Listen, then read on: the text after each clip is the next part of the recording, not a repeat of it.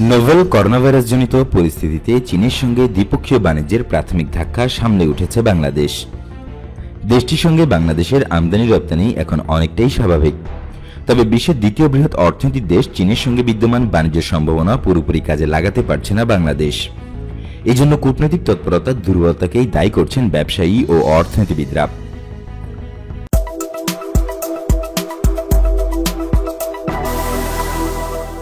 কাঁচামাল সহ অনেক পণ্যের ক্ষেত্রে বাংলাদেশের অন্যতম ভরসা চীন।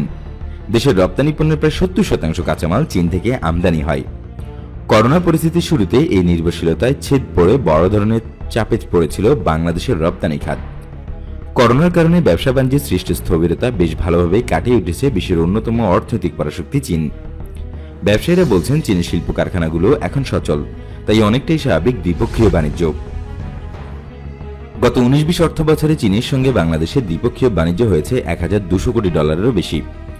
যদিও দেশটিতে এখনও বাংলাদেশের রপ্তানির পরিমাণ খুবই সামান্য, তবে বাংলাদেশ চীনের বাজারে 8000-এর বেশি সংখ্যক পণ্য রপ্তানিতে শুল্কমুক্ত সুবিধা পাচ্ছে, যে সুযোগ কাজে লাগাতে তৎপরতা বাড়াচ্ছেন ব্যবসায়ীরাও। বাংলাদেশ চীন চেম্বার অব কমার্স অ্যান্ড ইন্ডাস্ট্রিজের যুগ্ম মহাসচিব আল মাহমুদ মৃধা বলেছেন, আমাদের কিছু কিছু ক্ষেত্রে যদি এক্সপার্টিজের ঘাটতি থেকেও থাকে এবং সেজন্য আমাদের পণ্যের কস্টিং যদি বেশিও হয়ে থাকে, এই শুল্কমুক্ত প্রবেশাধিকারের কারণে আমরা একটা কম্পিটিটিভ পর্যায়ে চীনে প্রবেশ করতে পারব।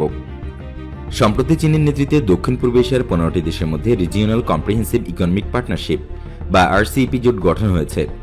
বড়ই মুক্তি বাণিজ্য জোটে নেই বাংলাদেশ, কিন্তু এই জোটের অংশ হয়েছে কম্বোডিয়া, মিয়ানমার মতো স্বল্পোন্নত কয়েকটি দেশ। তবে অর্থনৈতিক সহযোগিতা, বাণিজ্য ও বিনিয়োগের ক্ষেত্রে চীনের সঙ্গে বাংলাদেশের অনেক চুক্তি ও সমঝোতা হয়েছে বিভিন্ন সময়ে। যথাযথ তৎপরতায় চীনের সঙ্গে দ্বিপক্ষীয় সম্পর্ক এগিয়ে নেওয়ার বিকল্প দেখছেন না অর্থনীতিবিদেরা।